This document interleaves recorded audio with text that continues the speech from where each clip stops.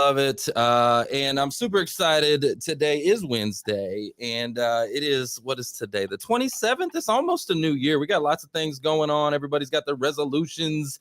Everybody's getting ready for the new year. And I am too. I've been prepping actually for the past couple of months and got a lot of things, a lot of irons in the fire. Right. A lot of things cooking. So I'm excited. This new year is going to be amazing. Do y'all feel the energy? Do you feel the freaking fracking energy in the house? Let me ask you that question. If you feel it, okay, let me hear you. Let me hear you. Come on, unmute your mic. Let me hear you. Most deaf. Let's go.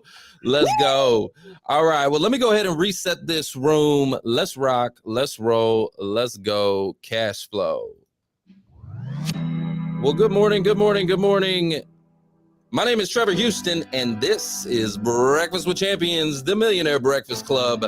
And this is your opportunity to get a seat at the table with those going the places you know you can go and doing the things you know you can do. Now, we don't see this clubhouse divider with a stage on top and an audience down below. No. Instead, we look at this as the world's largest breakfast table. It's full of motivation, education, inspiration, and even a friendly competition with the positive intention of pushing your momentum in the right direction. Now, listen, if you ever miss a segment, you can go download the Breakfast with Champions podcast, subscribe, and listen anytime. So head on over to bwcdaily.com, grab the link, and subscribe. Well, it is an amazing day, and I'm super excited because I got another world changer for you today on the Who You Know show. I'm excited, okay? On this episode, we're joined by Eric Eager, and he's a seasoned tech entrepreneur and a business strategist with a passion for leveraging data analytics and AI technology to empower entrepreneurs and businesses. Okay. And I know I got some businesses in the room. I know I got some businesses online. I know I got some businesses on the podcast listening in. Okay. I know y'all are using these tools and this chat GPT stuff. I know you are, because I am. Okay. And Eric today, he's going to share some insights from over 3 decades of experience in the field of how he's been codifying wisdom. I love that. Codifying the wisdom of fellow entrepreneurs to help businesses not just to survive, but to thrive. So I'm super excited. Eric, welcome to the show, my friend. Oh, man. Thanks, Trevor. And heck, you got me excited just sitting here, man. I'm ready to fire it up. I always do that. I got to get you all jacked up on Mountain Dew, you know? So my first question I have for you, Eric, because I want to dive into this because I love what you're doing. We got to speak behind stage, and I think that there's a lot of synergy in what we do. And so the first thing I want to get to the audience to know is, in your bio, you talked about becoming, or your journey of being a recovering CPA. Okay, to now becoming a tech entrepreneur. Now that's kind of like, first of all, explain recovering CPA, and then tell us, like, how did you get into tech? What inspired you to do this transition? And, what's going on here? Oh, man. Well, again, thanks for having me on the show today. But, really the recovering CPA is this, I'm kind of on this crusade to rebrand CPAs because of the fact that we do so much, CPAs do so much more than the traditional tax and audit and what people brand you. And the CPAs are really, it's a foundation, but we always have this kind of, you're using a 10 key and you got the green shade, this persona. And so when I'm trying to rehabilitate, my fellow CPAs in the world out there, and I had some tough times out there. I got strung out on debits and credits and did too many reconciliations. It was a sad part of my history there, but I recovered, and the love of technology back when, for those who can't see, I've got gray hair and I've been around a while, and I was around at the beginning of the .com phase, and I love technology, and it was always, I worked at Ernst & Young in their entrepreneurial services group when I graduated, and I was that geeky little tech guy running around going, and this is back early '90s, of going, why are we pushing all this paper around? Why don't we have this thing? There's things called document scanners, and the partners looked at me like I asked them, well, we're going to fly to Mars. And ever since then, it was always, there's got to be a better way. There's got to be some method of not having technology replace it. It's just have technology do the things that we don't like Absolutely. doing. You And, just and reminded me. You just reminded me. Hold on. I don't mean to cut you off, but you just yeah, it's reminded all right. me of like, so my background was the auto industry before I got in financial services.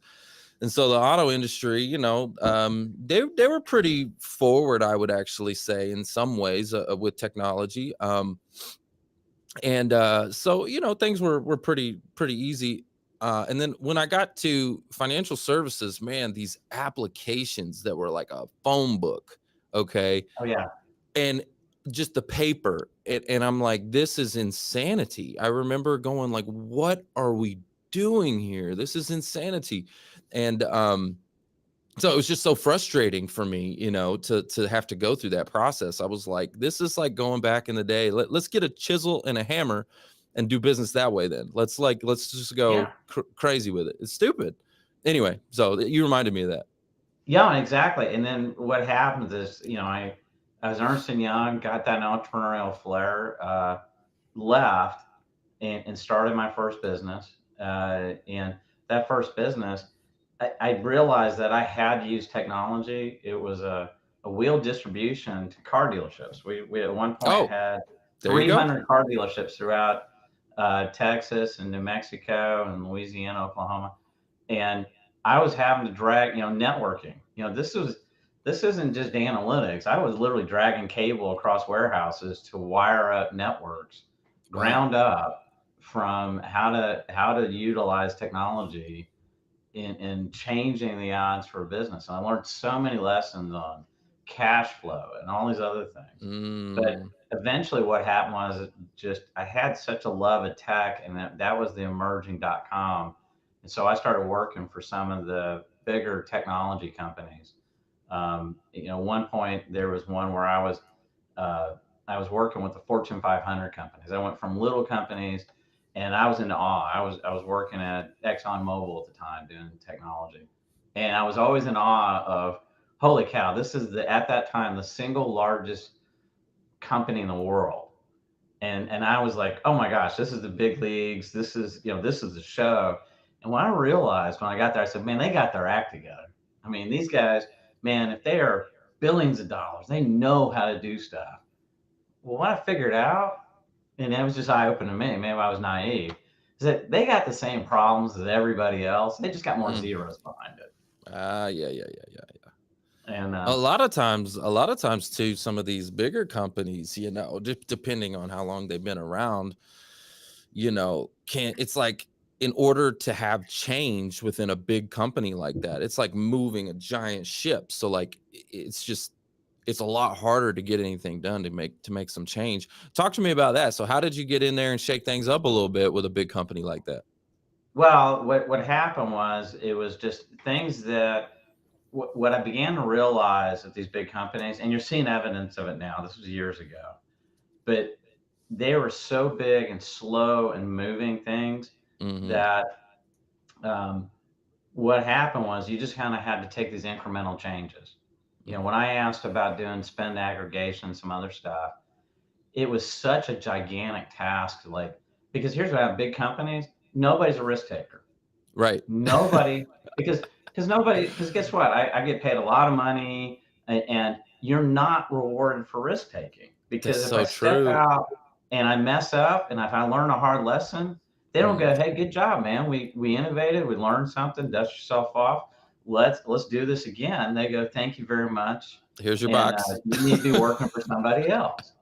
And and Yeah. so what I learned at those big companies, and now you're seeing evidence now, is that companies, if you look at the history of what was on Fortune 500 company list 10 years ago, I think like 50% of those companies are gone. Yeah. And Like one of my very first jobs was Sears. You yeah, remember gone. Sears? Yeah. gone.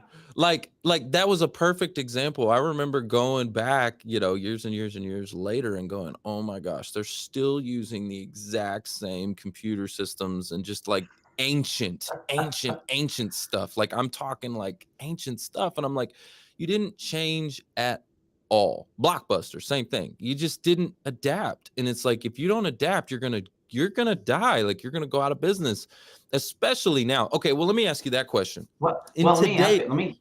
Okay, Well, I was okay, go going to ahead. say you had a good point on that, and I always tell people about this, and this kind of feeds into this codifying wisdom concept because you and me are kind of in that same age of Sears. Remember Sears? What the fundamental business concept that Sears put together was it aggregated a bunch of remember when that Sears catalog showed up and you'd flip through and you could see all these products Mhm. you could buy from a single source Yep. that you could It look at and you could flip through and see, and the pricing was great. I could buy everything from yeah, if you bought a new Buckskin home, to yeah, you buy a new and home or whatever, it's like, you're gonna get your couch, you're gonna get your bed, you're gonna get your TV, your washer and your dryer, you're gonna get everything that you need for your home, and then clothes too, and whatever. Like it was like the one-stop shop for everything you needed. now fast forward to today and the use of technology.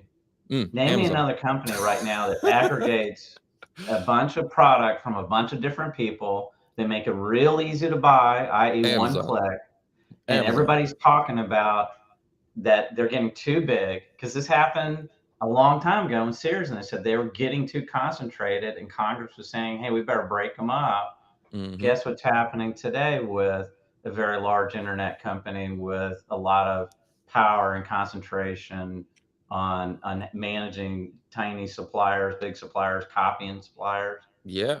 These all run in cycles and patterns, but they use technology where Amazon came out of nowhere Yep. is that they kept investing in that tech, and now they have technology it is what changed that business model. Sears out of business, now Yep. steps in Amazon. Same Well, and business shout out concept. shout out to Walmart for a second. Let's stop and Yeah. shout out to Walmart because Walmart saw what was happening, right? And said, "Okay, we need to shift too." And if you look at it, it's like, wow, what Walmart's done is amazing. I mean, they completely shifted, right? But they have Yeah. both. They've got your retail and they've got your online, right? So they're Bingo. really they're crushing, you know what I mean? So I thought that Yeah. was amazing. So I mean, imagine Blockbuster still having some retail, maybe not Oh as yeah. much, but imagine them still having retail but also being online, and they should be a streaming channel. Imagine if they had both, because I got to tell you, I know you may think I'm crazy, but I actually enjoyed walking in there and grabbing a movie or whatever, Oh right? man, that was exciting.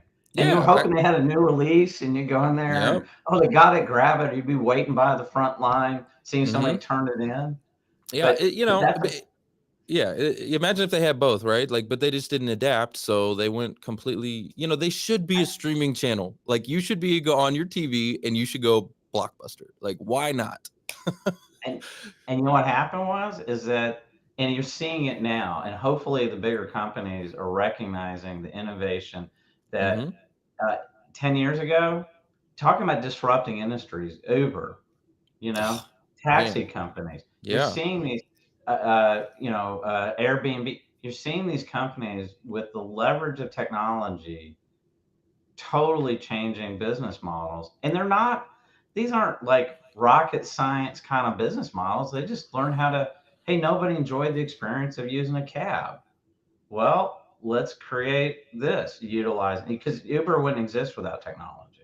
mm, Airbnb wouldn't exist without technology. And these are the kind of things that disrupt, total industries and the big companies because nobody's a risk taker. right, Nobody wants to, and so the ones that do, like a Walmart, the visionary, that hey, we got an edge here. That's what's making the difference, and that's the kind of thing that the small guys, the people are starting out. That's the kind of stuff that they need help with. That mm, because God bless the entrepreneurs of the world, and myself included, because man, you got to have a family that's willing to support you because you're out there. And they forget to tell you in business school when you're going to all these, case studies and all that, they kind of forget to tell you the horror story of, oh, by the way, you're the last to get paid. You get to pay everybody else. And if Yeah, there's anything left, you get to keep some of it. some of it. Yeah, some of it. Yeah, And because so they, you're gonna reinvest the rest in, into your business, right? So yeah. And it's yeah. and so with One all that, sentence. go ahead. No. There was someone in Clubhouse Yeah, that unmuted. If you can mute your Oh, mics, okay. please. We are in a live podcast. Thank you. Um, I and just so want to say If who you can mute your stole my mics, please. keys. If you can mute your mic, please. We're in a live podcast, recording live, please. Thank you. uh, Go ahead, Eric. yeah, so that's a whole, everything. And what happens nowadays, especially in tech, but in other small businesses, now the big boys, they don't innovate anymore. They let the small entrepreneur tech company do it, take all the risk, and they just come in. What they have is what the bigger companies have is more resources than the little guy. So they let you be the risk taker, innovate, and then they come in and buy you up and incorporate it into their technology and their stack. So the real risk takers, the people out there that are affecting jobs and affecting families and affecting communities, it's been proven over and over again. It's that small business owner. It's that small business owner that said, "Hey, I'm going to offer something, and I'm going to create some jobs and create some income for other families." And then next thing you know, and there's a little bit left, and you start investing, and next thing you know, you build a little company, and it gets bigger and bigger. But the percentage, how long have you heard this? That 50% of the businesses that start today are going to fail in the next 5 years. Oh yeah, I mean, starting a business, there's a high failure rate, right? So I don't know exactly what that rate is. Is it 50%? Is that what it is? Yeah, I've said it. It's consistent depending what you look at, and it's been that way for decades. What, And this, okay, here's something that always blew my mind.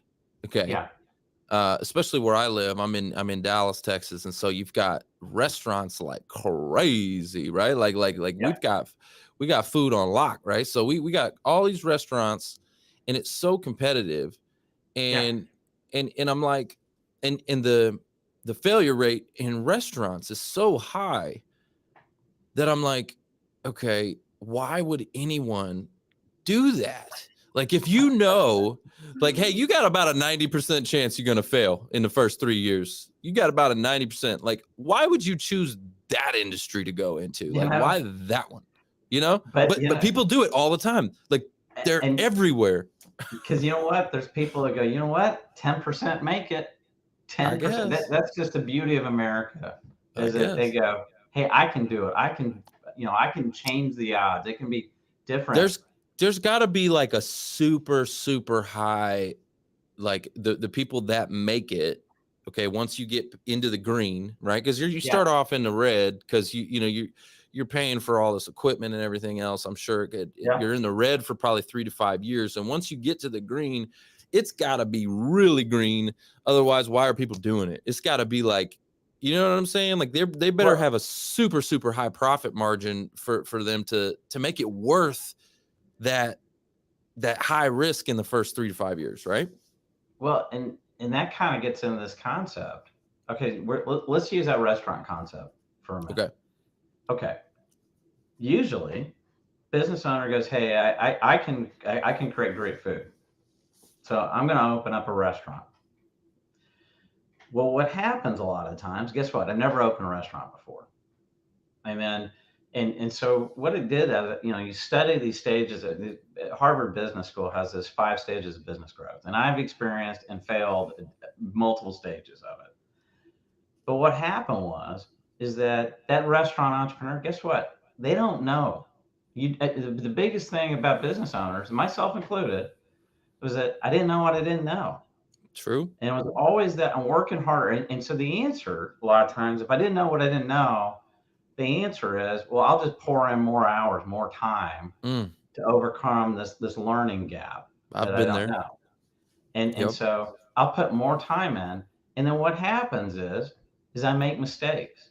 I, Mm. I learn lessons, and then hopefully either I've got enough time or enough money to overcome to find my little product market fit, and before I run out of money or run out of time.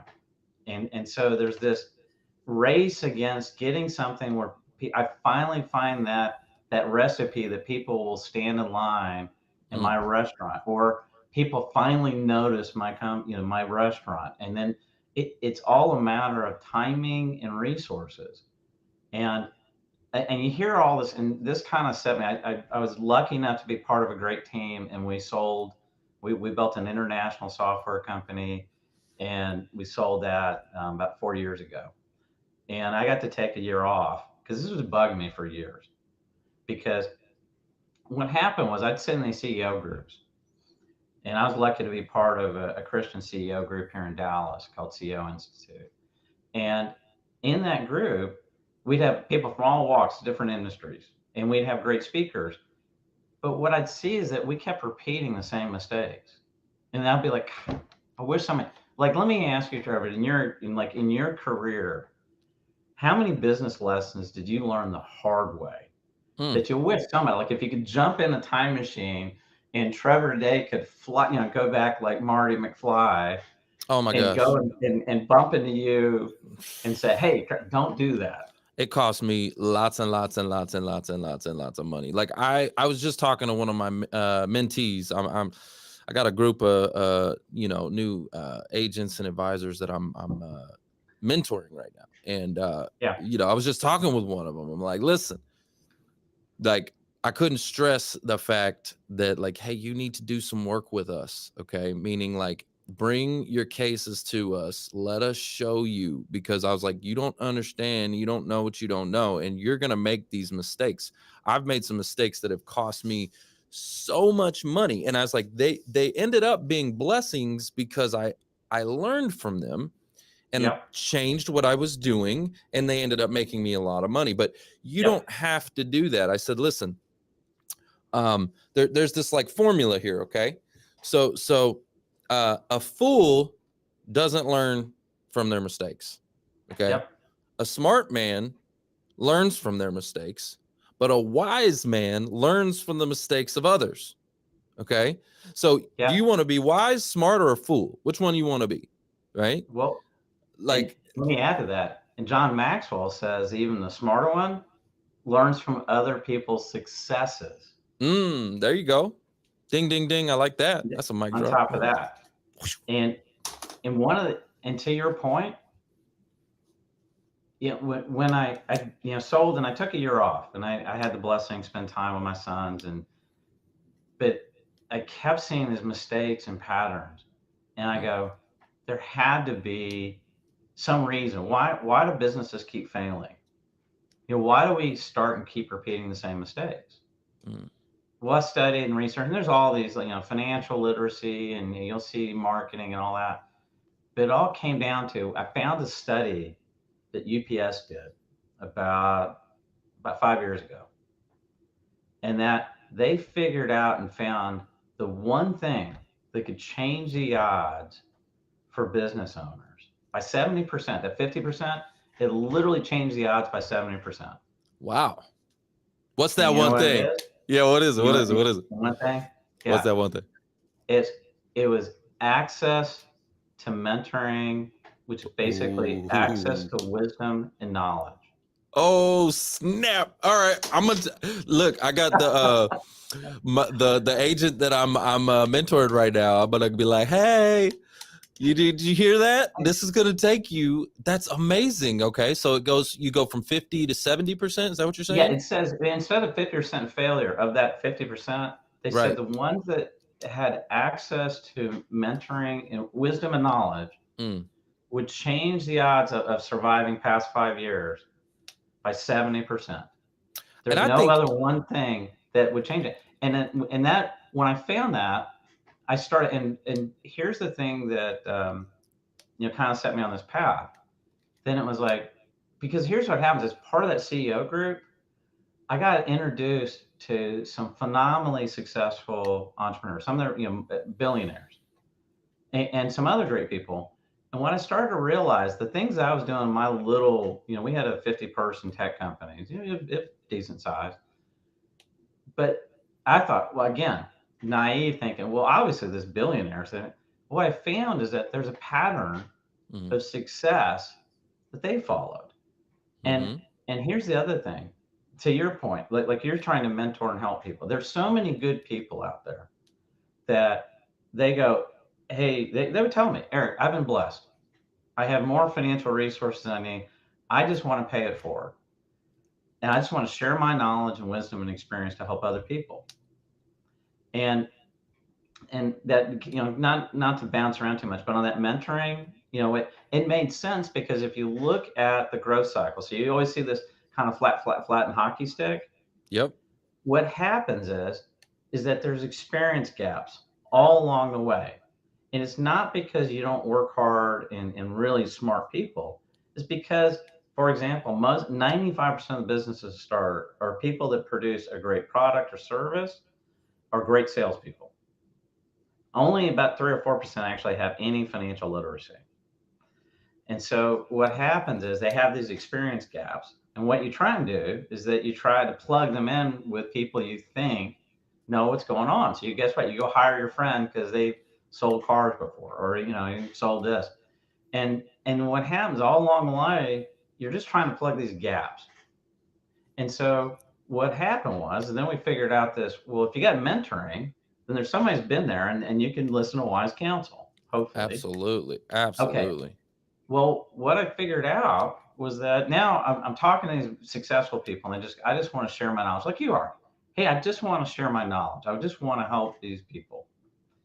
But the challenge I ran into is, what's the answer? What happens to all my friends that I talk to, and they would go, well, everybody told me write a book. Okay, I'm going to write a book, and they go write a book, and then the next thing I do is they go on the speaking tour and they go talk. I talk to people because it's all time bound. And the thing that it was frustrating was the fact that, I don't know about you, but here's what happens to me. I would listen to somebody speak. I would go read their book. I would get fired up. And I'd huddle the team in on Monday. I'd read it all weekend and I'd huddle in. They got tired of my, crazy ADD approach to management. And they would, and I go, all right, guys, we got this thing. We're going to implement the, entrepreneurial blah, blah, blah system. Awesome. Okay. So I go 8 o'clock, and by about 11 o'clock that day, guess what? Somebody didn't get a shipment, supplier's not doing this, the tech's blowing up, customers. Okay. How many of these books, I mean, for those people out there listening, how many business books do you have that are sitting on a shelf? I can show you a picture right now. I got about 20. They're Yeah, I got a sitting on a bunch. shelf right now that I'm going to read, but I can't get to yet. I'll pull a couple off right here. Here we go. I got a whole bunch of 'em. Oh, look Yeah. at it. Look at that. Look at that. Keep coming. Okay. and and so that's where we said, wait a minute, if we're gonna, the whole mission we started was that somehow we got to figure out a way to change the odds for business owners so they have a greater chance to survive and thrive. So they don't have to make and repeat the same mistakes. Because what happened was, and when I started getting a chance to visit with all these entrepreneurs, the patterns of success were there. If you read book after book to book, you'll see patterns, Mm, but it doesn't scale. mm, It doesn't, you don't have the ability a lot of times to go from book to actual execution. It's just, you got to be persistent and have grit and follow through. That was the idea of, wait a minute, what if, not trying to answer every question we're all, but what if we could take all that knowledge and wisdom? And this is where we're talking about disrupting things. Because when I saw the same patterns, I had friends that, like a good friend of mine, Patricia Asp, shout out to her, phenomenal entrepreneur. And she worked at one point, the most admired company in the world. It was Service Masters. It was about 15, 20 years ago. But she created this process where she could walk into any business, ask questions, and turn around companies in like 90 days. I mean, VCs were all over her. And the whole idea was that you can codify wisdom, and it's not throwing a bunch of metrics and analytics. So you'll overwhelm people with that. So how It do was you that. do that? How do you do Well, that? You know, we're talking about codifying wisdom, and you know, like I'm hearing what you're saying. There's these yep, blueprints, like we talk yep, about all the time. Success leaves clues. So we've got the things that we know that are successful that work, and then we also have the pitfalls, the mistakes, and how do we avoid those, right? So yep. how are you collecting that through data analytics, and how are you using AI? Like, talk to me about that, the technology that's backing up the system to help people codify the wisdom. I'm really interested in that. Okay. So first of all, it's a combination of human experiences and technology and AI Love it. because you need the both. Right. So what we end up doing is that what I started to do 4 years ago was that I go talk to my friends, the successful entrepreneurs, and they go, Eric, I don't understand this analytics and AI stuff. Don't, and I go, whoa, put that all aside. We're gonna think about this different. I want you to treat me like I'm one of your mentees. And you walk into my business. What questions are you asking and what questions are you trying to get answers to about that business? No, don't Mm. overcomplicate businesses because really there's only three types of business models on the planet. And I've been testing this. No one's ever been able to bust me on this, but either you manufacture something, you sell something that somebody else has produced, or you provide a service. That's it. Or maybe a And we've been able to combination. test it. And so what happens is that we went in and said, okay, fundamentally, what questions do I need to be able to answer as a business owner every day? Don't overcomplicate this, but things like, do I have enough cash in the business? A simple question. And then what you do is you go, okay, great, I got to answer that question. Well, how do I measure that question? So there's things like days sales outstanding or days of cash. That's a metric. They can answer that question. And then what we end up doing is then we walk it into, well, where's the data that I need to be able to answer that question? And then when you walk through that, now all of a sudden we produce standardized models for business owners that you could plug in like a diagnostic in any business. Mm. And now all of a sudden you could get answers to questions that are basics that seem like, well, I should be able to answer that. Because that's what happened to me. I was frustrated because I'd walk in and go, look, I'm scared of business, blah, blah. Do we have enough cash in the business? Can somebody tell me this? And Mm. everybody be huddling around, running around. Weeks later, I'd get the report. Well, then it's too late. Mm. So we codify it, and part of this codifying creates standardized models. All this AI stuff you're hearing about, and you're hearing about training data and learning models, and all that. It's all based on models. So And what we've done is said, take these, smart people, take all this success, build it into model, and start putting data into these models. And now all of a sudden, you flip the switch and you start leveraging the predictive AI capabilities. You start leveraging because now you've got the standardized model.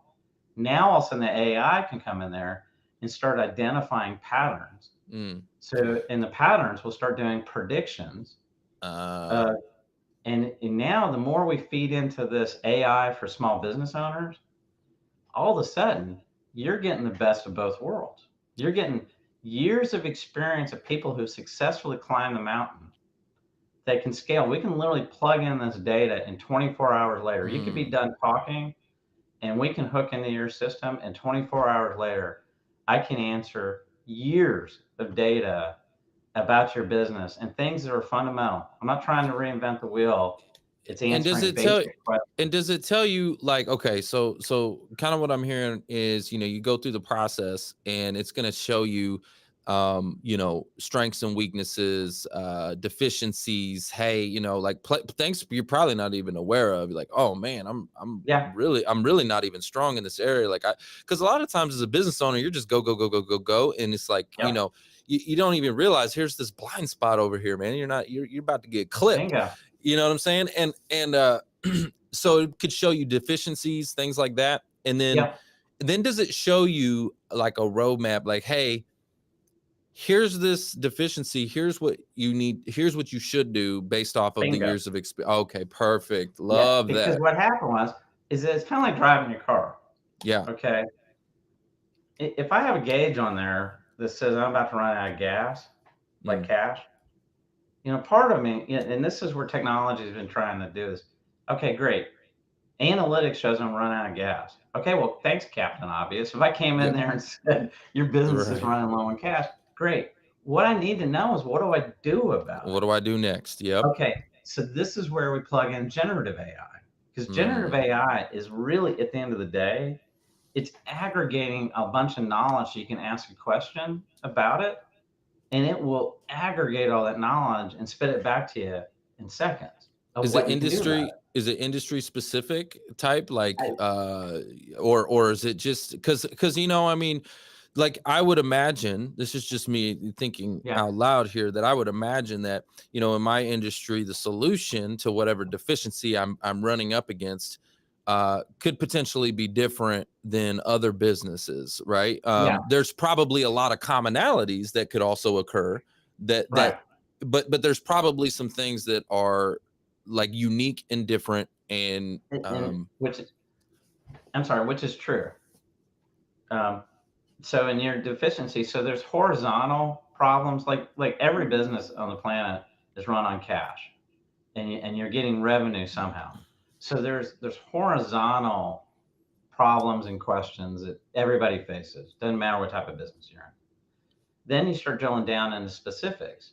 But mm, that's all the speed of AI and like what we're doing. We can build models hyper fast so mm, that if we spin up a whole new industry, well, the methodology is, okay, here's what we can do. Uh, like we built a hospital management system. mm. Okay. I've been in the hospital and I've seen my bill, and that's about all I know about it. Well, what happened was we codified. We went and talked to people with decades of experience, took all those questions, and we identified common patterns, mapped the data into a model that could do that, and then we turned on the AI and started seeing patterns and data recognition, and then we coupled that with generative AI and started asking it questions about, hey, if I'm running a podcast and my subscriber base is shrinking, what do I do about it? Mm. And it spits out answers, but you got combination of, you got to know your subscribers are dropping. So this is where that the difference between AI and wisdom is that it's pretty much said, AI will answer whatever question you're asking it to answer. Mm. Wisdom is knowing which question I should be asking. Oh, that's such a good one. That's a mic drop. What question should you be asking? I love that. And AI, of course, they get rebranded. They call it prompting. Mm. So you're going to see all this training and prompting. Well, we're Right. going back and codifying okay, successful people, you climbed the mountain, you're going to pay it forward. What questions were you asking? What lessons did you learn? Mm. So that now we can measure it. And then when we measure it, now we can leverage the generative AI models to tell you what you can do about it. Now, I can't take the steering wheel away from it. If I can just tell you you're about to run out of gas and you're about to drive off a cliff, I can at least send like a GPS warning, reroute, and you're still stubborn and you're going to drive. I can't stop that. But what I can do is that you didn't even know that you're about to drive off a cliff, and that here's 3 courses of action that you could do to steer Mm. and survive longer. The whole idea is survive long enough Mm. to get to where you can hit that tipping point curve. And the time Yes. you have the wind to survive these days, years ago, like Sears, I Mm-hmm. mean, you had years to Right. kind of stay in there and figure it out. Now, for an entrepreneur, condense that down fast, because the velocity of change in this world is happening so fast, you don't have Ooh. as much time to figure it out anymore. Well, no, that's so true. Like, okay, so everybody listening online and on the podcast and everything like that, like imagine that you had unlimited time to make a business successful. You're gonna make it successful. You got Yeah, unlimited time, right? Like you'll figure it out eventually, right? eventually. You'll run into pitfalls and you'll learn from it and you'll adjust and you'll pivot and you'll do what it takes and you'll eventually get there. Right. But guess what? Yeah. We don't have unlimited time or unlimited resources. That stuff runs out. Actually, you usually run out of resources before you run out of time. Right. So it's the resource that you tap, you run out of cash flow, and then all of a sudden Bingo. you're bust, right? So you're it's like the hourglass, right? Like this upside down. Like you got so much time to figure it out before that thing runs out, runs out of time. Yeah. And so this thing helps you to say, okay, cool. Here's some pitfalls. Here's some things I'm not aware of. Here's some things that I should do that are proven, that are successful. Okay, so walk me through. I want to know, like, if I'm going to use this tool right now, if me and you hook up, Eric, and you're like, okay, cool, Yeah. here it is. What does it look like? Is it something that's like I'm just going to go through a questionnaire and answer questions, like, and it's going to what is it like? Paint that picture for me. If I'm closing my eyes, what does it look Yeah. and feel like to walk through this process? Okay. I can make it about as simple as I can make it for you. Okay. Literally, it's today. 5 years ago, most businesses were running QuickBooks Desktop. Okay. Okay, so we couldn't get to the data. Mm. Now you're the oddball company. If you're running on a desktop solution, you are old school. So everything's in the cloud. So when I ask you about, I just go, Trevor, let me show you what I can do. And literally, it's okay. Here, let me let me send you a data privacy agreement and give me access to your system. Mm.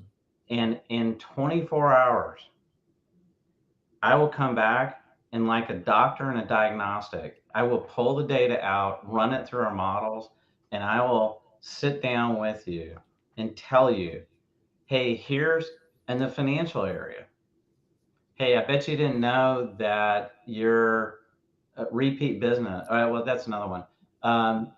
Let's say your cash has been burning for the last 6 months, and it was going from days of cash from 120 days to 80, and you're dropping below 90, and you're starting to get into warning problems. I can tell you things about who your best lifetime customers are and how much of your business is coming from a repeat customer versus one-time customers. And we do all this, and how we do it, the magic is that we pre-built all the models because here, just to kind of and okay, so to walk you through that. So now all of a sudden, for us, what we said, the mission for us again is to change the odds for business owners.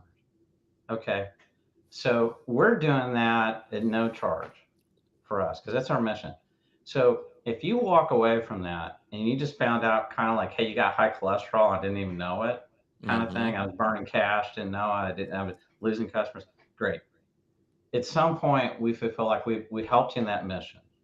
If all I did was change the trajectory just a little bit, that you didn't know something, then we helped. But if you like it, you want to do it, then it's just a monthly subscription, and that's that easy. And then literally, we're leveraging new technology where I can scale wisdom. Here's the other thing, the back end of that, and we equate this to like a cockpit of a plane. Okay, most business owners are flying like in a 1923 biplane, and myself included. Okay, I was that way because you got about a couple of gauges, you got a stick, and then all of a sudden your visibility of what's happening in the future is about whatever you can see in front of the plane. That's it. Okay, now all of a sudden I drop you into a modern, Boeing cockpit. I got radar systems, I've got alerts, I've got gauges, and the gauges. Here's the thing: we're literally we're disrupting an entire analytics and professional service industry because they've always trained you. And I saw so many CEOs do this. Your business is so unique that you can use our tool to build these beautiful dashboards, and you can bring in armies and consultants to build it. But half the time, remember, get back to the knowing the right question to ask. You're contained to that knowledge of whatever your management team is, and you're guessing. All of a sudden now, on the opposite end, we pre-built. You don't get pilots in a cockpit of a plane and have a customized cockpit in every plane to get in. There's a reason why they're successful and get airborne, and that. Well, you still need, all of a sudden we drop you in the CEOs, you still need that mentor. You still need that flight instructor, but we just made you more effective because now you can talk about, you don't have to sift through all the data and all the alerts. Mm. So what happens is we plug you in, you see all this stuff, and then all of a sudden it's like this constant guidance system that's monitoring and predicting. We've got AI predictions of going, hey, based on where you're at right now, we're predicting in 9 months that you're going to have liquidity problems. Or Mm. we can predict, the AI can predict not only um, where you're at now, but where you're headed. Does that make So sense? yeah, it definitely makes sense. I mean, I love what you're talking about. So somebody needs to have like a sales, like maybe like Salesforce or some data like backed up that you QuickBooks can plug Online. into, right? Yeah, A that's the whole CRM, caveat to everything, is that for us to move so quickly, you've got to be in an online system. And right? it doesn't matter. It can be QuickBooks, it can be Zero, it can be Okay, NetSuite. It's a cloud-based system, that you can because plug then we don't have into. to bug you. As a CEO, Yep, I don't have to bug you and say, hey, can you send this and send this that? It's literally just give us access. We'll sign all the data privacy, very, yep. very sensitive to that. Yeah, that okay. Well, let's talk about that. Hold on. No, that's a good Okay. one. That's a good one. Okay. So that is sensitive, right? Customer data and all that kind of stuff, right? Yeah. Privacy. So, where have you run into some roadblocks with that? Is there any industry specifically, or like I'll give you an example. I know with like the medical, you had mentioned medical Yeah. hospitals, things like that. You know, they got HIPAA laws and all da, Yeah. right? So like are there any places that just don't work for you because they're just so tight with their data? Well, and there's a couple of things we don't want to get into some of that. So Sure, anything sure, to sure. do with like anything with like down to a person or the credit card, we don't want any of that. We don't connect to it. We don't get to it. Like HIPAA, we don't do any of that because what we're doing is that we're staying at a higher level. Hmm. So I'm going to send you an alert that something's happening with your customers. Then it's up to you to go into your sensitive information and drill down that. But I just let you know, hey, this is a pattern that's happening across a big pattern. This is happening, and here's 3 or 4 things you can do about it. Now you work with your sensitive information because look, I want to help people and I love helping people, but I don't want to get into their sensitive information. Right, right, The right, other right. stuff that we do is that our guys, to be not bragging on our team too much, but we've been in AI before it was cool. Been doing it a long time.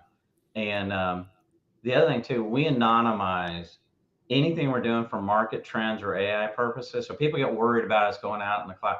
We put things in our own private environment and we anonymize everything. You cannot identify. So it's just looking for market trends and patterns. Okay. And actually in our system, you can't even, it's just got a 001 code. You don't even know what it is. So we're very sensitive to the data privacy, but the benefit of that is now instead of you having to learn the lessons on your own, one head is better, 3 heads are better than one. Well, how about you learn the lesson of 1,000 heads? Hmm. And No, and this, I love it. I want to hook up, man, Eric. I want to hook up to your system. Okay, you need to, plug in to my CRM. You know what I'm saying? yeah, Let's figure out where I'm deficient. Okay, listen, I think I know a lot of things, but I know enough to know that I don't know what I don't know. You know what I'm saying? perfect. You know what I And mean? So yeah, and if we're just, we're on this little renegade band of entrepreneurs just trying to help other ones. So if we set this vision of trying to help 1 million people in communities by changing the odds for 10,000 companies. Well, you know how you do that? One company at a time. 100%. You want to know why? Because let me tell you why. Because this is just in my spirit. Okay. I'm like one of those people that when something's good for me or helps me, I want to tell everybody about it. So I'm going to be your biggest advocate, your biggest cheerleader out there. Cause I'm gonna be like, man, I got with Eric and he showed me this blind spot I wasn't aware of. And look now where we're at. Look at what we're doing now. It's all because of, Eric's system and da da da da da. Right. And I'll be sending everybody your way, and I think other businesses will do the same thing. They're going to speak, Okay. speak your It's, praises. well, A, thank you so much for that. And you can tell that myself and my co-founders, they actually have, like my co-founders have been in that AI, big data, and data scientists cost, hundreds of thousands of dollars in the technology. So our heart was, hey, listen, let's disrupt this and make it affordable. Make it where, in some cases, it may be $200-300 a month for a small business owner. Because we can do all this cool stuff, and I can give you all this analytics and AI. Does me no good if we're going to charge you $5,000 a month. Because small Right. business owners, to build and do the stuff that we're talking about, no kidding, it is probably $250,000 just to ante and get started. But there's no Isn't that reason for that. amazing? Isn't that amazing? I do have to say this. It's so amazing with technology nowadays, right? And everything people learn from Netflix, so the subscription model is just, I think it's a better model. And so, like, okay, let's just use ChatGPT for an example. Yeah. Okay. Think about what actually how much money it saves you. Right? It like, Oh, okay, the subscription on there, the subscription fee compared to hiring copywriters and da da da da da, like the unlimited use cases for what the tool could actually do, right? Like if you use it, it saves you gazillions. It's making you money. It's not costing you money. absolutely. You know what I That's mean? it. And it's that whole, remember I was telling you about the fundamental business models? Well, part of the 40 years of prototyping and testing, this concept, okay, professional services. Okay, end of the day, whether you go into engineer, architectural, or CPA or law firm, you're fundamentally paying them for their expertise Mhm. to do a service for you Mhm. so you can get further faster because they Correct. have experience and it's, hey, I'd rather pay you a couple $100 because I can get there faster than me paying $1,000 in mistakes. So answering the fundamental questions of an engineering firm. Hey, what's my average billing rate? How utilized is my team? Who's our biggest clients? Where do we have exposure from services? We took that concept and we plugged it into an engineering firm. And we said, well, wait a minute. What if we could do the same thing? Could we take the same and plug it into a law firm? Are they looking to answer the same fundamental questions? And you know what? They have the same questions. They call them matters. Well, we found there's some terminology differences. They don't call them projects, they call them matters. But at the end of the day, same model. So when people say, how are you going to scale this? How can you guys afford to totally disrupt a multi-billion-dollar analytics and consulting space? Because there's no reason to have to repeat. We can build a model and plug it in. And we're not going to answer every question, but AI will uncover that. But you kind of see that that's how we can change the odds for business owners because there's just no reason for you. I can tell you, I'll give you one example of if I could go back in time. Okay, for the tech company we sold, we showed up at a trade show, put our little shingle out. We thought, okay, we got trained of, hey, how do you get to thousands of consumers and buyers? You go to a trade show and you spend $10,000 for your little booth, and then you give away little tchotchkes, and people walk by. Away you go. Okay, we show up there and we get some tchotchkes away. And we sold some products. We go, aha, this is our go-to-market strategy. Okay, now fast forward millions of dollars later, and unbeknownst to me, somebody came along and said, "Hey, are you tracking customer acquisition costs?" I was like, "No, what are you talking about? We go to trade shows and all we gotta do is sell 10 customers and we break even on the show." And I go, "What do you do?" And they go, "Yeah, you got to take all your marketing spend and see how much it costs." When I did that, I went, "Holy crap, we're spending way too much money." And I wish somebody would have told me. So that was the genesis of, holy crap, we just wasted all this money and time. It was still, Yeah. we still did well, but I wish I would have known. I wish Yeah. as a small business owner, and it's not saying that you're not going to create your own lessons, but here's the idea of this community that we're building. We learn from each other. It Mm. only gets smarter. So like every company that we plugged into, we learn a little bit there. And we say the only thing we ask is that, hey, give us the ability, it's kind of leave a penny, take a penny kind of concept. Hey, Mm. you're going to share and you're going to be part of this changing the odds, as we call it. Hey, if you're going to change the odds for yourself, hey, we got to allow us to take some of that knowledge so we can code it to help other people. So the people that we're asking to be part of this has got to have this concept of sharing, because I help, then I'm going to help somebody else. And then It's the guess what? pay We're it going to wake forward. up every year Yeah. and have Yeah, it's the amazing pay it stuff. forward, the pay it forward. I love that. And I want to, for the audience listening, tuning in online or on the podcast, okay? So I want you to think about this, even if you're not a business owner, okay? The principles that he's talking about, they apply. They apply to you in your career. They apply to you in your overall life. It's just about learning from other people's mistakes.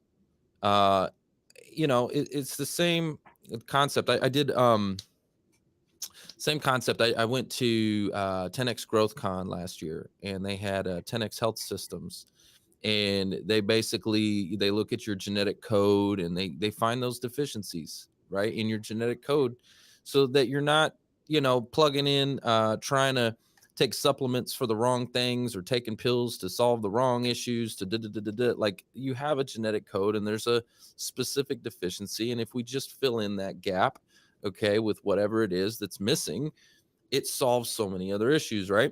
And so I think this is true what we're talking about here in life in general, right? Yeah. If you have a gap in your life, in your health, in your relationships, in your business, in your career, right? If you can get a mentor, someone who's been there, done that, who's overcome that gap, right? Who can even sometimes the mentor can show you that gap that you didn't know was even there, and to give you the warnings, to say, hey, listen, Bingo. man, like where you're headed right now, you're gonna crash and burn if you don't change your Yeah. ways, right? And and that's true leadership, right? True leadership is helping people in that way. So I really appreciate what you do, Eric. I think it's amazing, and the fact that you're using technology to help, and that you can just plug in the system, and it's going to spit out a roadmap for somebody is amazing. So I definitely want to connect with you offline. And what I would like to do right now is, if it's okay with you, I'd like to go to the audience to see if they have any questions for you Sure. for Sure. just a Glad to couple help. minutes before we wrap Yeah. it up. But for those that are watching online on Instagram and on Facebook and LinkedIn and YouTube, I am going to say goodbye. We appreciate you guys. That is the show. It's all about who you know. Bye. All right, so we got Clubhouse still with us. We're gonna hang out with Clubhouse, and so I've got Eric in the house, okay? And Eric, you've heard his story, what he's doing. He's codifying wisdom. I love that phrase, codifying wisdom, okay? And so what I'd like to do, if you guys have a question for Eric, I know I got a lot of business owners in the room, okay? A lot of business owners in the room. This guy can help you find those gaps, okay? And we can plug them to make your 2024 the best year you've ever had. Okay. And I would like you to open up your mic. Let's rock. Let's roll. Let's go. Crickets. Man, we got crickets. We got crickets in here. Listen, I guess these people in the room don't want to. Oh, okay. Hold on. We got Suzanne coming up. Suzanne Stewart coming to the stage. Good morning, Suzanne. How are you? Hey, good morning. I just came in the room, but I am curious, like what? So I'm like, tell me what's going on. She missed the episode. Go catch it. Go catch it on the Who You Know Show podcast. No, I'm just kidding. No. So what we got here is we got Eric Eager in the house, and what he does is he codifies wisdom. Okay, so he's got an AI and data analytics program. Okay, that you're gonna, if you're a business owner, you're gonna plug it into your business. Literally, boom, the back end. Pow. We're gonna plug it in. It's gonna extract some data, and it's going to start to build a model and show you, hey, did you know you were deficient here? Did you know you need this here? And if you do this, or hey, look, you know what? If you keep up doing your business this way, you're probably going to run out of money in the next 9 months or whatever. Like, it's going to show you based off of the data that it extracts, deficiencies, things you're successful at, things you need help with. and not only show you and spot a light on it, but also give you the roadmap, what to do next. Okay. How can you fix it based off of years and years and years and years of all this data and stuff like that. So how cool is that? That's really cool. So is this plugged into your website, or like where are you pulling data from to give somebody this information? We're plugging into your business systems. So if you're using a QuickBooks Online or Xero or Zoho, any of those systems where you're, I mean, that's the key, is that we've got it. That's what we tap into, because everybody, at the end of the day, you got to bill somebody, someone's got to pay you, and you got to keep your books. So we Okay. plug into that, and we extract the data that we need. And that's how we plug into the models. And now all of a sudden, we can give you things that I build this kind of like, not only did I built a company around, because this is what I wanted in my own businesses, is that I wish I would have known. I wish somebody would have told me. And not only that, but what can I do about it? And our hope is that we're going to change the odds. We're going to help get people further faster. We're going to help your teams, basically perform beyond their experience levels, so that you can learn and get to the next point faster and have warning signs that you don't have to repeat the same mistakes as everybody else. What are some of the most common mistakes that people are making that you found throughout this process? A couple things I found out. One is that cash. Okay, cash is king. Most people don't understand this is the CPA. I got to put my CPA hat on. But most CPAs, what happens? They walk in and they show you an income statement and a balance sheet. And most of the successful entrepreneurs I know, they look and say, "Am I making money?" And they go look in the cash and the cash balance sheet, and that's all they look at. What happens is that they don't look at their cash burn. They don't look at on the financial side of it. It's cash burn and not knowing if you have enough in reserves. And there's a lot of things that can answer that question for you, so you can do things to correct it before it becomes a problem. Second thing is, a lot of people, the one thing that when people look to invest in companies or buy companies, is that the customer base, do you know who your lifetime customers are, and how profitable are those customers? Because a lot of times, what I call the Walmart effect, I'm a small business and I'm doing business with Walmart, for example, and they are consuming 80% of my business at zero margin, and they're crushing me because I don't know what the true cost of that customer is. So if all you do is know who your profitable targeted customers are, and you know what your cash and how much runway you've got and how you're looking, those are two basics. And the last one is really just understanding how much it costs you to acquire a customer. My own personal lesson of customer acquisition. So it's, how does it take to get them?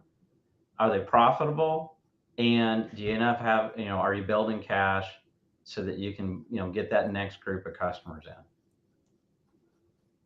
And hopefully that's helpful. Listen, I will tell you that was a great question. I should have asked on the show. Hey, listen, I need a co-host. You want to come up here, co-host with me? That was a great question. Great you know question. what I'm saying? Thank you. I should have asked, Eric, that, what's the biggest mistake companies are making? That's a great question. Thank you for asking that. Anybody else have a question here that they would like to ask Eric Eager? As I got him up here before we close down the room, I'll give a 3, hey, 2, 1. This is Jessica. Jessica, good morning. Hey, Trevor. Happy holidays. Hi, Eric. A thought I have, it's not so much a question, but an observation, and understanding more of the tech space and its place in growth and expansion. I appreciate the way your brand kind of does audits, but through data, more or less a data audit, to make sure people are utilizing their efforts and all the energy and stuff they've been doing the right way. And you're able to do that in the data space, which I think is really unique. And a lot of people do that in other capacities, but it's kind of like the data doesn't lie, just like diagnoses and going to a doctor. It's a results and things are right there in black and white, and you can't hide Yeah. from that. So it really gives you an advantage of being that expert they can trust. And yeah, just I think that's really cool. It's kind of like a diagnostic in that way, and more people should factor that in. Oh, well, thank you. Yeah, and obviously I agree with you because I mean, at the end of the day, if you're dealing with emotions and that, you can't run your business on that. But data doesn't lie, and it's good to you just need to know whether it's good, and you need. My big thing is that one of the advantages we're building is what I want to call connected benchmarking, because half the time in my business, my big thing was that, are we doing well? Like, should I be patting somebody in the back or should I be kicking somebody in the butt? Because I didn't know, how do I compare to all my peers? How is everybody else doing? Are we a top performer or a low performer? And I wouldn't know. And I'd look at industry benchmarks that are 15, 16 months after the fact. Now, with having that data, I could go around and hopefully most of the times I get to pat people in the back and reward them for saying, "Hey, great job, team. We are really killing it. Thank you. And let me show you how we're doing compared to everybody else." That's important. That's important for morale, all kinds of stuff, because they want to know that too. Your employees want to know that they're doing a good job and that they're contributing and that they're making a difference. Yeah. It doesn't matter how big or how small their role is. I think that's a human. It's in us as human beings that we want to contribute and make a difference in whatever we're doing. Whether we're at the drive-through, like you just want to make a difference, okay? And so if you don't know that and you can't tell your teammates, hey, you know what, you freaking crushed it this year, right? You freaking crushed it, and reward them and celebrate them and tell them how amazing they are, and like, wow, and that makes them feel good, you know what I mean? And it makes them want to stay. Talk about retention. A lot of these companies, they let people go and all this kind of stuff, or their employees are leaving because they're not getting recognized. I remember recognition was so huge for me at a point in my life. Now it doesn't move the needle as much as it did, but at a certain point, recognition was like everything to me. It was like, because of my background and how I grew up and how I was told I was a screw up and I was never going to make anything in life, and I was in and out of juvenile detention facilities, and I was a throwaway person. Okay, I was a throwaway human.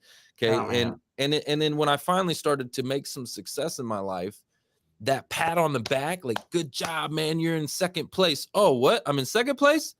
And that good job made me just put it in overdrive to be in first. It was like, oh, I gotta be first. I gotta be the best, because I've never been told I was good at anything in my entire life. See, and you know what? And man, that I have the honor of serving on my local school board, and that is so important for kids because you focus on the growth.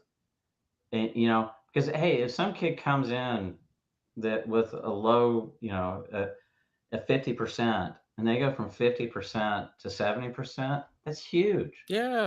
And it's recognizing that value, that pat in the back, that, you know what, there is value in you. You have a gift. 100%. Man, that's a great story for you. I mean, yeah, awesome. I think it's amazing in what you're doing. And I again, as I was saying earlier, I need a co-host in here, because sometimes co-hosts, we make mistakes. Okay, we have deficiencies. Okay, and I need to plug in your system to know where my deficiencies are. And my deficiency today was I forgot to ask you two very, very important questions while we were online for the live audience. But while we're here with Clubhouse, I want to make sure I recognize these. And I'm going to put it in the podcast so I don't mess that up. Okay. So here are the two questions. Number one, I don't think I ever asked you the name of your company. That's stupid. Okay. I don't think we even said the name of your company. I mean, you probably did, but what's the name of your company? Number one. Okay. It's the number 4 impactdata.com. And then we're going to be spinning up .ai here in the next month or so. 4impactdata.com. And that was the second question I was going to ask, was where do they go, right? Where do they go to connect with this? Yeah. forimpactdata.com, Yep. forimpactdata.com. And then you said you're going to also be getting AI. .ai. So Okay. beforeimpactdata.ai.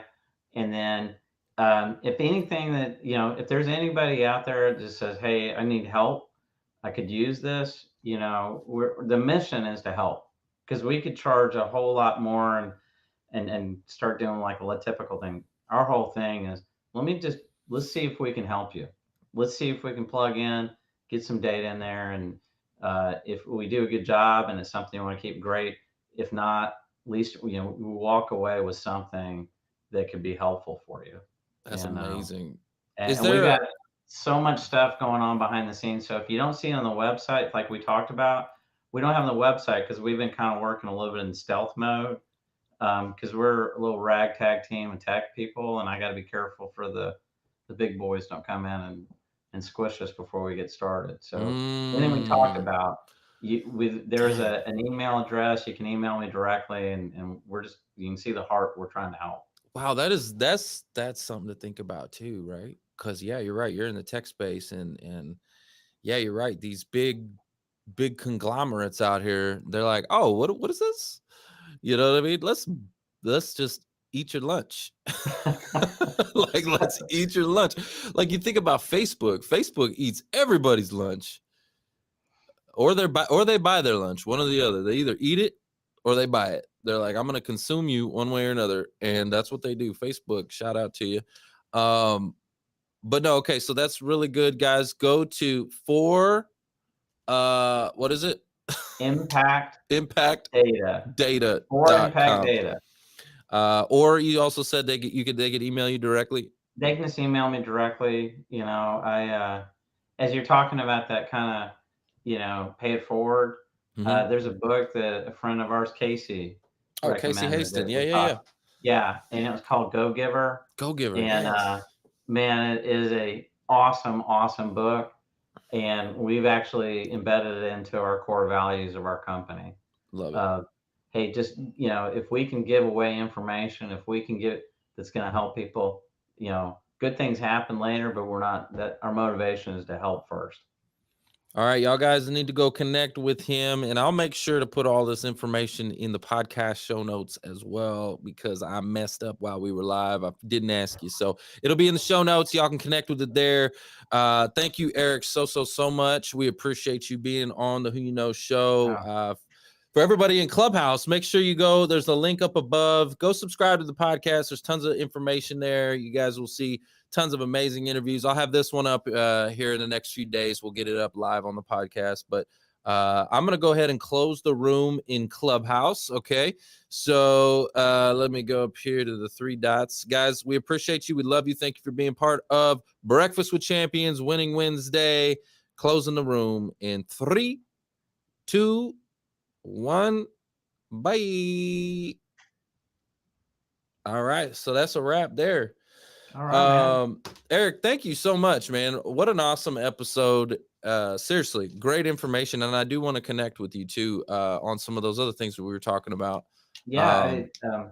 Anything I can do to help. I mean, again, it's this kind of ecosystem. So if you're, and that's how like Amelia hooked up, because we're taking care of the kind of all the data and analytics side, but businesses are run with people. So she's got her people operating system. So that's why we're like peanut butter and chocolate. Because I've been trying to go, hey, I got all this data, folks, but at the end of the day, you still got to have people and these mysterious things that they would call human beings.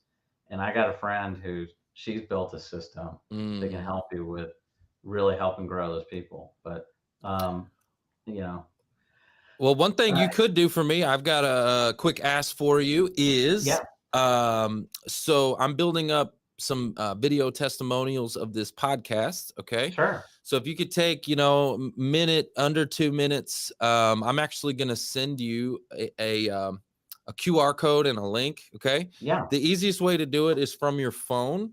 Okay. So if you scan the QR code, it'll pull it right up. It'll ask you to upload. When you click upload, it'll pull up your camera. Okay. It's just super easy. You can just give a couple words about the podcast, and I'd be happy to. It'd be very, very greatly appreciated. No, it's my pleasure. My pleasure, man. Well, hopefully this was good content. I don't know. You always seem to have great people on your podcast. So, Oh no, it's um, great. It is great. I mean, I'm trying to think of, I like to do different topics. I when I first started this show, it was again, it's morphed over the years. It was yeah. it was the Who You Know job networking show at first, Hmm. and because our audience that we're serving was career changers, people that are Yeah. changing jobs, and so we would invite a lot of career coaches, a lot of recruiters, hiring managers, anybody that could support the audience, right? Yeah. And so that's what we did for probably 2 years. And I'll be Yeah. honest with you, I got bored doing that. I got bored Really. talking to the same people about the same, like, Yeah. I mean, I can only talk to so many recruiters, so many hiring managers, so many career coaches. I mean, that's where I learned a lot. What's good Yeah. about it is I learned so much that I became a career strategist. So, Really.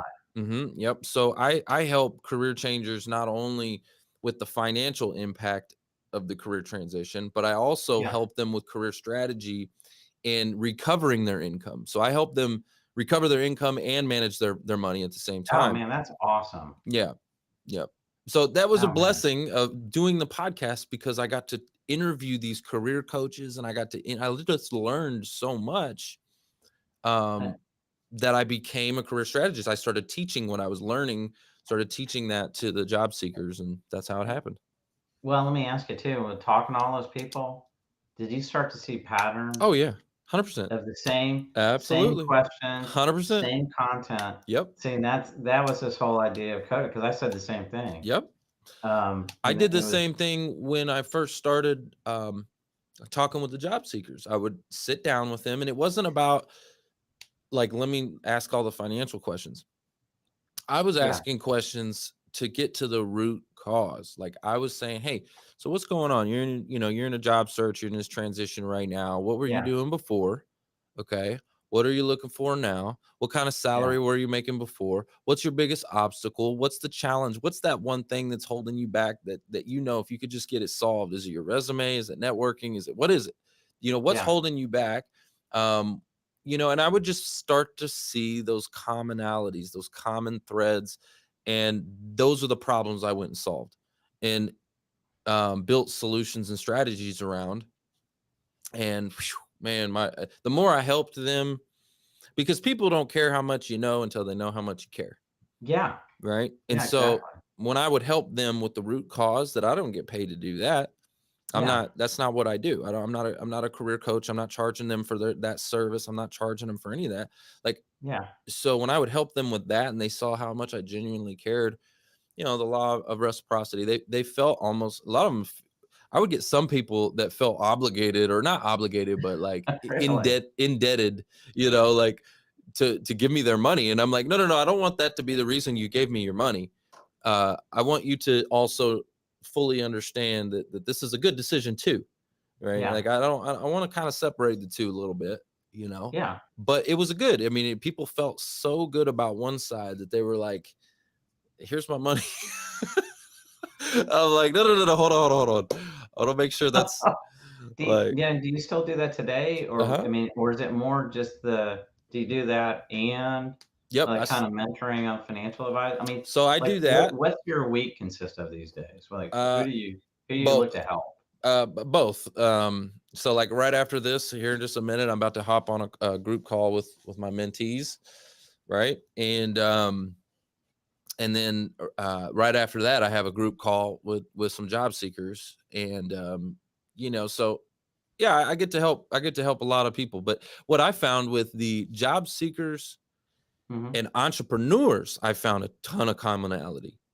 Right there. Really, Oh my gosh, so much commonality. Yeah, and that's really, so much. Yeah, because the job seekers not being seen.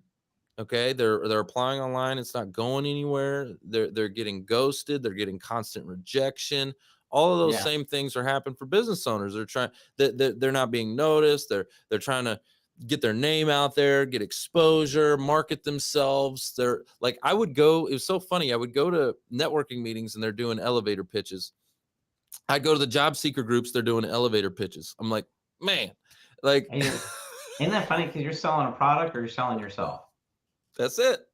The pattern And is you got to sell something. and before you sell it, right? Before sales, there is this thing called marketing. So there is no sale without marketing. And so Yeah. these I mean, think about what a resume is. It's a marketing slick. I mean, you're just marketing. It's a one pager. It's a one page of marketing, right? It's a one pager. Yep. And at the end of the day, and I know you got to go. I love talking to Oh, interesting people. I love it But too. it's, if you think about it, at the end of the day, because nobody likes to get sold. No, they like to buy though. It's, but they like to buy, but really at the end of the day, and I'd be curious if you think this, as an employer, at the end of the day, I've got a problem Mm-hmm. Yep. and I need to plug somebody in To solve to that problem. fix that problem. Absolutely. And I'm looking at the best qualified person Yep. to fix that problem. Mm-hmm. And so I need you to present to me your options of why you're the best person to solve. So they got to understand what my problem is. Correct.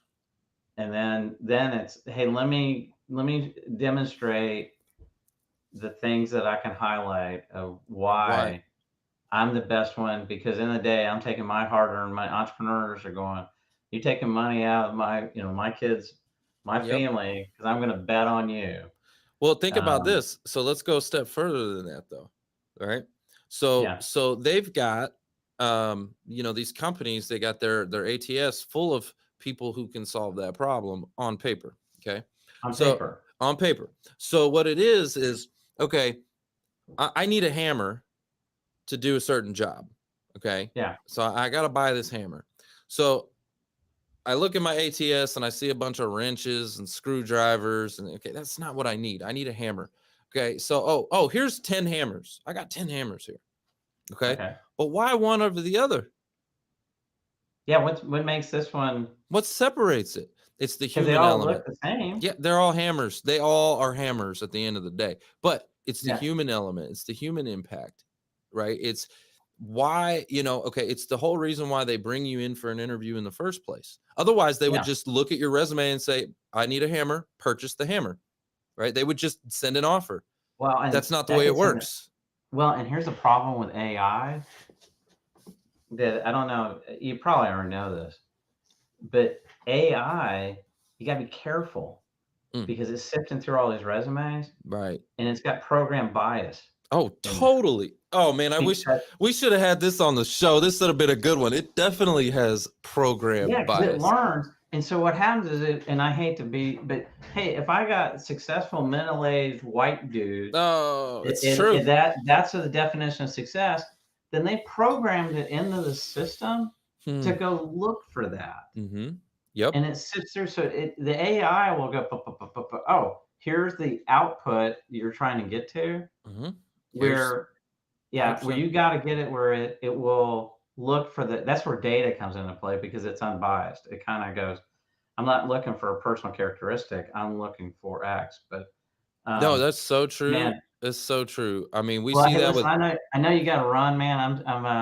I enjoy talking to you, man. I think let's if you'd like, I'd love to I'd love to learn more about your insight in helping people and kind of sifting through and getting jobs, because I think that may be one of those things that I could pay it forward, or at least get, there's a resource of hey, here's Trevor's 10 tips.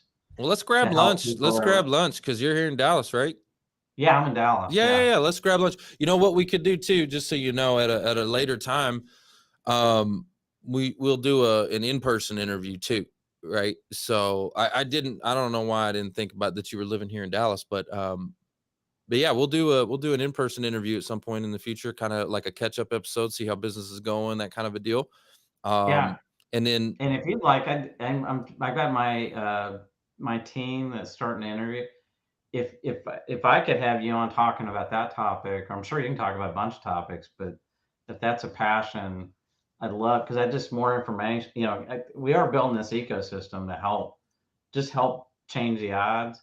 Well, changing the odds is also finding good people to join your organization.